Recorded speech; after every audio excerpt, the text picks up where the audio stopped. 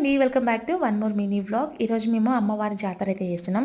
Actually మంగళవారం అమ్మవారి జాతర చేస్తున్నాం కాబట్టి సోమవారం సాయంత్రమే మేము ఇట్లా కుండలను అయితే తీసుకొని వెళ్ళాలి.